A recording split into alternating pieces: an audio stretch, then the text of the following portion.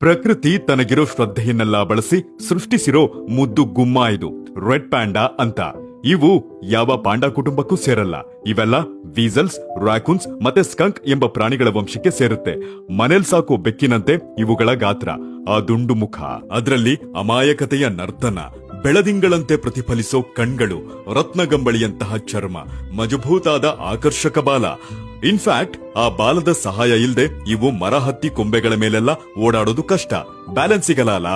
ಇವು ಹೆಚ್ಚಾಗಿ ಕಾಲ ಕಳೆಯೋದು ಮರಗಳ ಮೇಲೆ, ಅದು ಏಕಾಂಗಿಗಳಾಗಿ. ಕೆಳಗೇನಾದ್ರೂ ಇವುಗಳು ಇದ್ದು ಅಲ್ಲಿ ನಾವು ಇಲ್ಲ ಬೇರೆ ಪ್ರಾಣಿಗಳು ಕಂಡಾಗ ಹೆಂಗೆಲ್ಲ ಹೆದರ್ಸುತ್ತೆ ಗೊತ್ತಾ?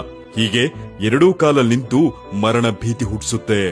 ಹುಷಾರ್. ಇನ್ನ ಇವು ಸಸ್ಯಾಹಾರಿ, ಬ್ಯಾಂಬುಗಳು ಇಷ್ಟದ ಆಹಾರ. ಹಾಗೆ ಹಣ್ಣುಗಳು. ಯಾವಾಗ್ಲಾದ್ರೂ ಒಮ್ಮೆ ಸಣ್ಣ ಪುಟ್ಟ ಪ್ರಾಣಿಗಳು ಬೇಕಾಗುತ್ತೆ. ಮತ್ತೆ ಇವುಗಳ ದೇಹದ ಉಷ್ಣಾಂಶ ಪೀಕ್ ನಲ್ಲಿರೋದ್ರಿಂದ ಸದಾ ತಂಪಾಗಿರ್ಬೇಕು. ಅದಕ್ಕೆ ಇವಿರೋ ಝೂಗಳಲ್ಲಿ ಐಸ್ ಕ್ಯೂಬ್ಸ್ ನ ಇಡೋದು, ಅದ್ರ ಮೇಲೆ ಹೋಗಿ ಇವು ಮಲಗೋದು. ಅದಿಲ್ಲ ಅಂದ್ರೆ ತೀರಾ ಸ್ಟ್ರೆಸ್ ಒಳಗಾಗುತ್ತೆ. ಹಿಮಾಲಯಗಳ ಕಡೆ ಹೊಂದ್ಕೊಂಡಿರೋ ದೇಹ ಅಲ್ವಾ, ಅದಕ್ಕೆ.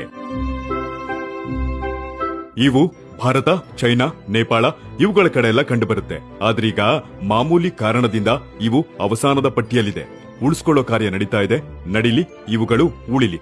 ಇಷ್ಟೇ ಮ್ಯಾಟ್ರು. ಬರ್ತೀನಿ. ಬಾಯ್.